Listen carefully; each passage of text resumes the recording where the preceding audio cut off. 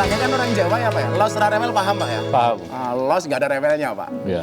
Pak, ini kan kita lihat beberapa postingan Bapak di medsos menulis upaya pemulihan ekonomi dengan mengedepankan aspek kesehatan sebagai prioritas tetap menjadi fokus utama pemerintah. Lah, pertanyaan saya barangkali begini Pak. Jadi mana yang lebih penting Pak? Kesehatan apa ekonomi Pak? Semuanya sama penting. Jadi pertama tentu pandemi COVID ini masalah utama adalah sumber daya manusia. Sedangkan sumber daya manusia ini tentu perlu sehat. Nah untuk sehat tentu kita harus menghentikan penularan daripada COVID. Nah yang kedua kita juga harus mendorong bahwa masyarakat itu bisa bekerja. Jadi pekerjaan kalau dia tidak mendapatkan salary, tidak mendapatkan gaji, itu kan tidak bisa menafkahi keluarganya. Jadi kalau tidak bekerja, maka keluarganya tidak bisa dinafkahi, makanya bisa menimbulkan kemiskinan baru. Jadi kita arahan Bapak Presiden, kita harus ngerem dan ngegas secara seimbang. Ngerem dan ngegas secara seimbang. Tidak semata-mata langsung tarik rem darurat Pak ya? Kalau ngerem dan gas nggak seimbang, kalau mesin namanya overheating, Pak. Panas, Pak. Panas ya.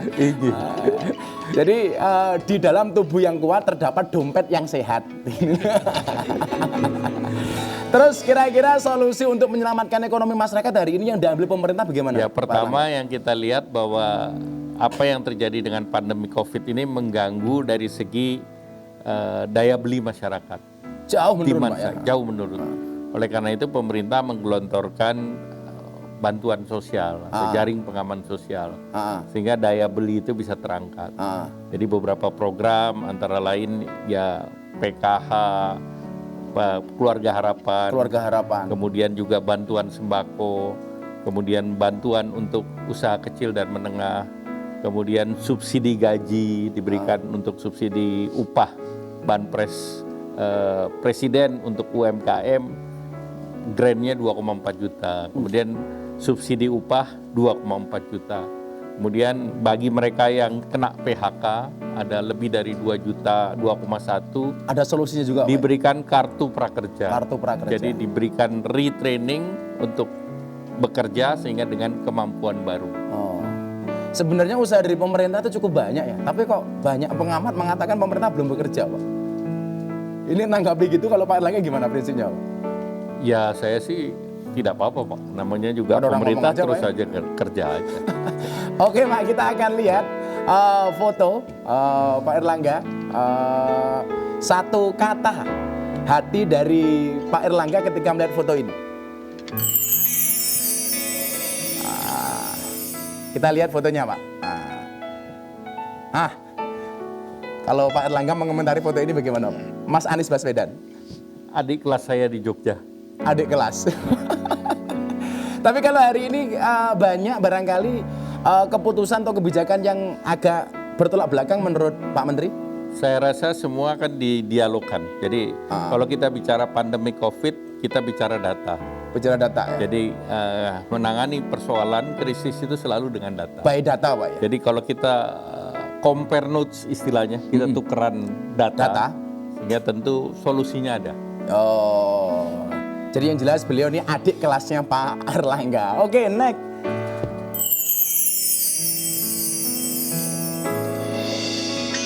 Ini Pak. Ya. Komentar Bapak tentang beliau. Beliau tentu ayah saya. Beliau sangat berdedikasi untuk negara ini. Luar biasa. Dan beliau di pemerintahan 18 tahun. 18 tahun Pak ya?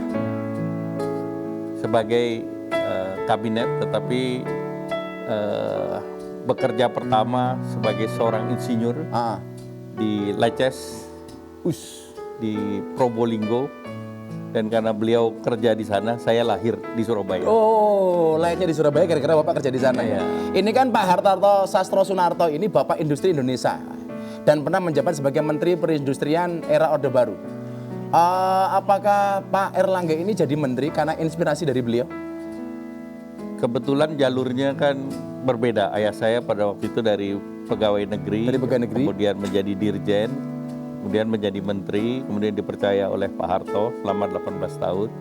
Sedangkan saya melalui jalur politik, melalui Partai Golkar. Melalui Partai Golkar. Ya. Jadi barangkali punya ayah besar itu kalau Pak Menteri ini beban apa enggak sih?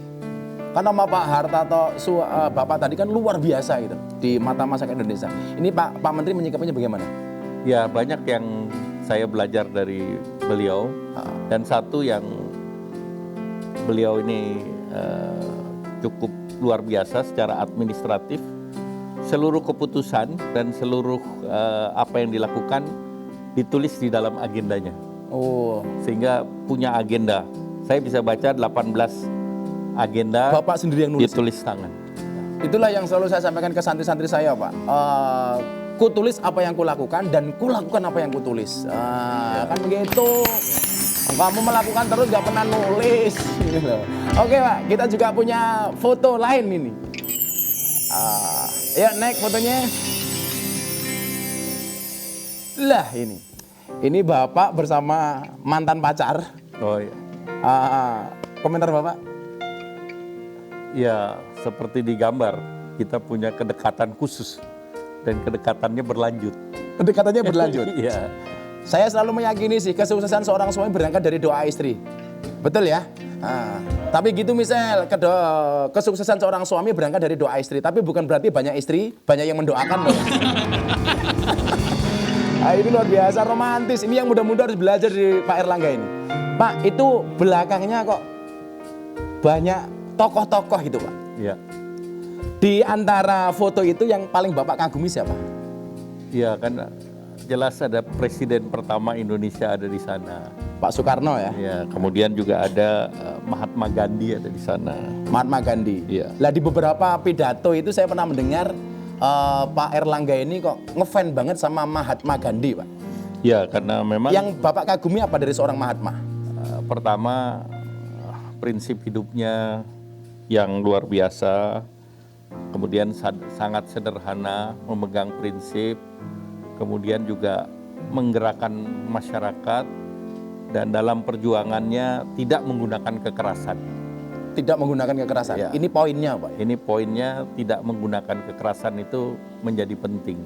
Karena sekarang banyak kemudian orang punya tujuan tertentu, tapi endingnya harus menggunakan kekerasan, Pak. Ya. Hal-hal lain yang Bapak kagumi dari seorang Mahatma Gandhi? Ya, prinsipnya mengatakan bahwa prinsip beliau kan orang boleh kaya, tetapi tidak boleh kaya tanpa bekerja. Gak boleh kaya tanpa bekerja. Orang boleh punya kesenangan, tapi tidak boleh tanpa kesadaran. Kesenangan tanpa kesadaran. Iya. Kemudian orang boleh pintar, punya pengetahuan, tapi harus punya karakter. Jadi tidak boleh punya pengetahuan tanpa karakter. Tanpa karakter. Iya. Kemudian kalaupun berbisnis harus dengan moral. Jadi tidak boleh bisnis tanpa moral. Dan kemudian juga ilmu itu penting, tapi ilmu itu harus dengan kemanusiaan. Ilmu dengan kemanusiaan. Ini saya pikir luar biasa ya. Dan saya yakin bapaknya Pak Erlangga ini pasti bangga. Saya dulu pernah belajar di pondok begini Pak bahasanya. Innal fata mayakuluha anada. Pemuda itu yang mengatakan ini loh saya. Laisal fata mayakulu kana abi. Bukanlah pemuda itu yang mengatakan ini loh bapak saya. Dan saya yakin bapaknya beliau hari ini lebih bangga karena jadi Menko Pak. Jadi ketua umum Golkar. Itu kan luar biasa. Sobat Kepo jangan kemana-mana. Kita tetap di ngobrol bareng Gus Miftah bersama Bapak Menko setelah jeda iklan berikut ini.